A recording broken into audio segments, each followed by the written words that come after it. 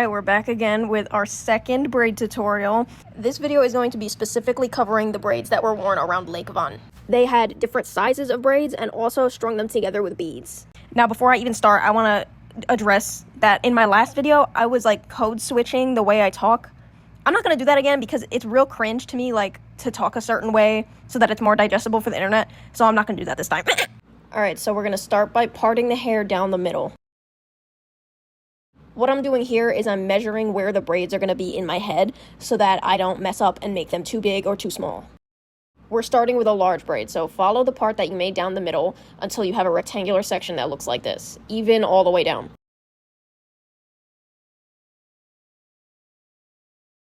Do not split your section from the side like this because the braid will end up crooked. Go from underneath, and then when you start braiding, tuck the strands underneath each other, not over, so that you get a nice juicy braid. After this larger braid, we're going to do two small ones and then one large one alternating, and that's going to be the pattern. I ended up with 16 braids, I think, but you can adjust the size of each braid so that you can get more or less if you want. It doesn't really matter. Armenians traditionally did up to 41 braids, so you can do however many you want. Here, I'm putting a bobby pin in place so that the hair doesn't get in the way while I'm doing the next parting. Now, for this smaller braid, you are not going to grab the sections from the bottom. You're going to grab them from the side like this, because with such a thin piece of hair, it's pretty much impossible to do it the other way. And you're also going to end up tugging on your hair. So take that top section and tuck it underneath first, because the direction in which you start your braid is going to affect how it lays at the end. So if you tuck the bottom section underneath first, then you would end up with a crooked braid. Moving the bobby pin from the first section to the second one, and then just repeating another small braid. When that top section starts to feel tight up here, you're pushing this part this way and it feels tight. Just keep pushing that and then tug like this until the strands loosen up and fall into place again.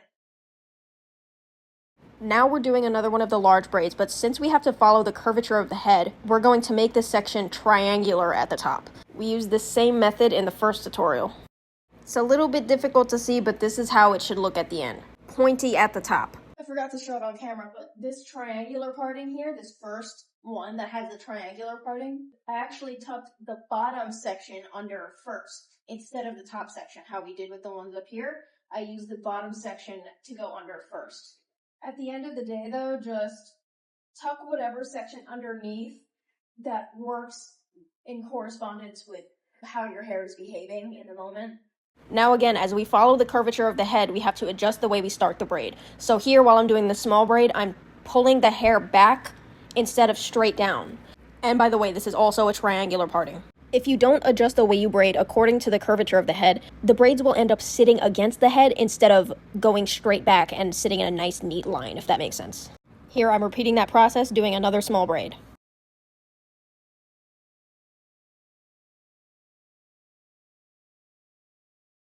Alright, now that you know how to do it, just repeat the process on the other side, and we'll continue after that.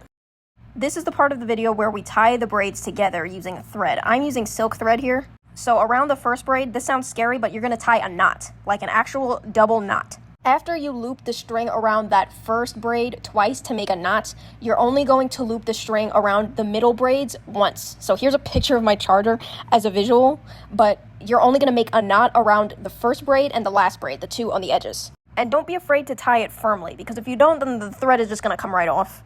But if you tie it firm enough, that thread will stay there. You don't have to worry about anything. Now, traditionally, when Armenians strung their braids together like this with a thread, they would put beads on the thread. It would never just be plain like this. But unfortunately, I don't have any beads right now, so when I get some, I will do a very in-depth tutorial specifically for this threading part.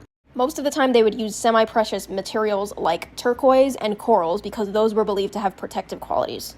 The braids would sometimes be strung together like this to prevent them from getting in the way when the women were doing their daily tasks in the village and in the home. And again, the beads would double as a protective talisman. Just pretend they're on the braids in the video.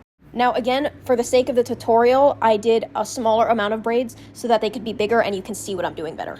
And you don't have to make the braid size exactly how I did. If you want, you can make the smaller braids smaller or bigger or whatever you want.